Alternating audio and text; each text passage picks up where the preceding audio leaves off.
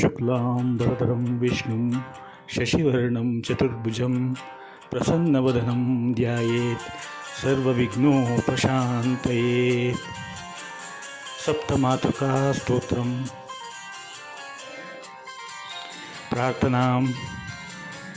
ब्रह्माणी कमलेन्दु सौम्यवदना महेश्वरी लीलया कौमारी रिपुदर्पनाशनकरी चक्रायुधा वैष्णवी वाराही घनघोरघर्घरमुखी चैन्द्री च वज्रायुधा चामुण्डा गणनाथरुद्रसहिता रक्षन्तु नो मातरम्। ब्राह्मी हंसारूढ प्रकर्तव्या साक्ष्यसूत्रकमण्डलहो स्रुवं च पुस्तकं धत्ते ऊर्ध्वहस्तद्वये शुभा ब्राह्मै नमः। माहेश्वरी प्रकर्तव्या वृषभासनसंस्थिता कपालशूलखट्वाङ्गवरदा च चतुर्भुजा माहेश्वर्यै नमः। कौमारी कुमाररूपा कौमारी मयूरवरवाहना रक्तवस्त्रधरा तद्वज्मूलशक्तिगदाधरा कौमार्यै नमः। वैष्णवी विष्णुसदृशी गरुडोपरि संस्थिता चतुर्बाहुश्च वरदा शङ्खचक्रगदाधरा वैष्णव्यै नमः। वाराहीं तु प्रवक्ष्यामि महिषोपरि संस्थितां वराहसदृशी घण्टानादचामरधारिणी गदाचक्रधरा तद्वद्धानवेन्द्रविघातिनी लोकानां च हितार्थाय सर्वव्याधिविनाशिनी वाराह्यै नमः। इन्द्राणी त्विन्द्रसदृशी वज्रशूलगदाधरा गजासनगता देवी लोचनैर्बहुर्विवृता इन्द्राण्यै नमः।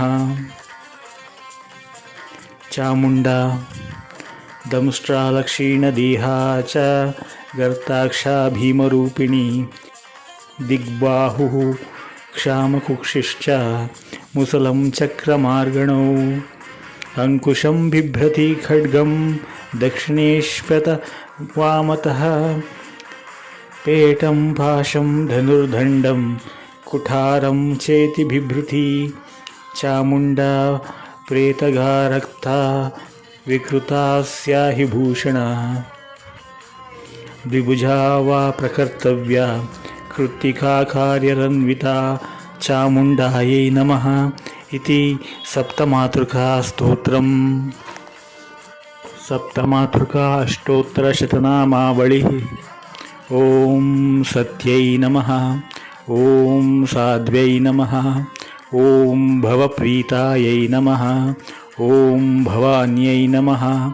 ॐ भवमोचिन्यै नमः। ॐ आर्यायै नमः।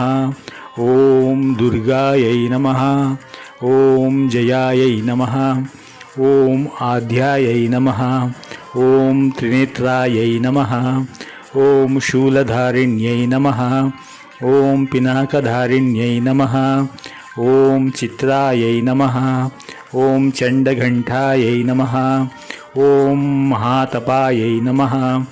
ॐ मास्यै नमः। ॐ बुद्ध्यै नमः।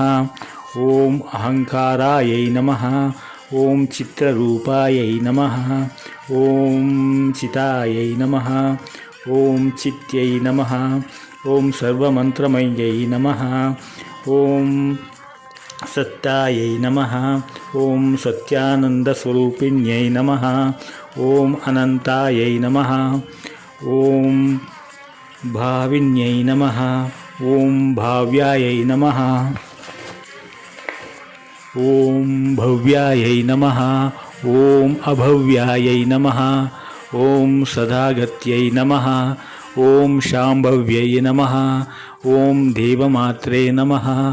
ॐ चिन्तायै नमः। ॐ रत्नप्रियायै नमः। ॐ सर्वविद्यायै नमः। ॐ दक्षकन्यायै नमः। ॐ दक्षयज्ञविनाशिन्यै नमः।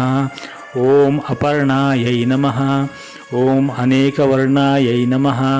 ॐ पाटलायै नमः। ॐ पाटलावत्यै नमः। ॐ पट्टाम्बरपरिधानायै नमः। ॐ कलामञ्जीरञ्जिन्यै नमः। ॐ अमेयविक्रमायै नमः। ॐ क्रूरायै नमः। ॐ सुन्दर्यै नमः। ॐ सुरसुन्दर्यै नमः। ॐ वनदुर्गायै नमः। ॐ मातुग्यै नमः।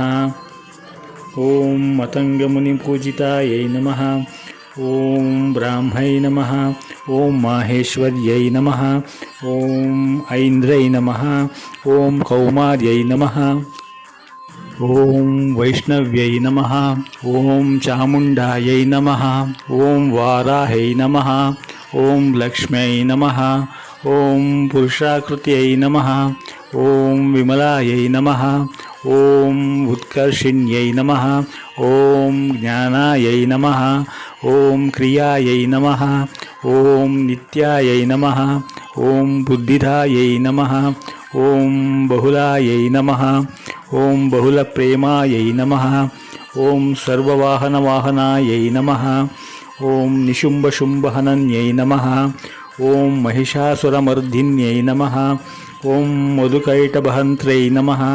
ॐ चण्डमुण्डविनाशिन्यै नमः। ॐ सर्वासुरविनाशिन्यै नमः। ॐ सर्वदानवघातिन्यै नमः। ॐ सर्वशास्त्रमय्यै नमः। ॐ सत्यायै नमः। ॐ सर्वास्त्रधारिण्यै नमः। ॐ अनेकशस्त्रहस्तायै नमः।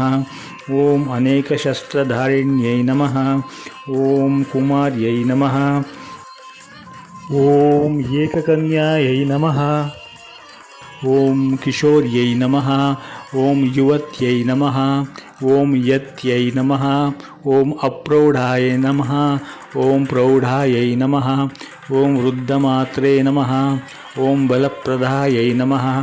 ॐ महोदर्यै नमः। ॐ मुक्तकेशिन्यै नमः। ॐ घोररूपायै नमः। ॐ महाबलायै नमः। ॐ अग्निज्वालायै नमः। ॐ रौद्रमुखायै नमः। ॐ कालरात्रै नमः। ॐ तपस्विन्यै नमः। ॐ नारायण्यै नमः। ॐ भद्रकाल्यै नमः। ॐ विष्णुमायायै नमः। ॐ जलोदर्यै नमः।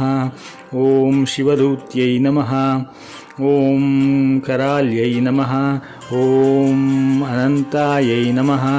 ॐ परमेश्वर्यै नमः। ॐ कात्यायन्यै नमः। ॐ सावित्र्यै नमः। ॐ प्रत्यक्षायै नमः। ॐ ब्रह्मवादिन्यै नमः। इति श्री सप्तमातृका अष्टोत्तरशतनामावळि सम्पूर्णम्। सप्तमातृका गायत्री ब्रह्मणि गायत्री। ॐ देवी ब्रह्मणि विद्महे महाशक्त्यै च धीमहि तन्नो देवी प्रचोदयात्। चामुण्डी गायत्री। ॐ पिशाचध्वजाय विद्महे शूलहस्ताय धीमहि तन्नो कली प्रचोदयात्।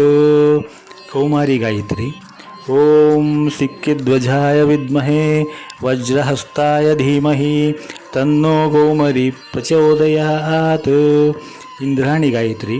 ॐ गजध्वजाय विद्महे वज्रहस्ताय धीमहि तन्नो इंद्राणी प्रचोदयात्।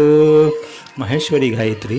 ॐ वृषध्वजाय विद्महे मृगहस्ताय धीमहि तन्नो रौद्री प्रचोदयात्। वैष्णवी देवी गायत्री। ॐ त्राक्षयथाध्वजाय विद्महे चक्रहस्ताय धीमहि तन्नो वैष्णवी प्रचोदयात्। वाराही गायत्री। ॐ वाराहमुहि विद्महे अन्त्राशनि धीमहि तन्नो यौन प्रचोदयात्।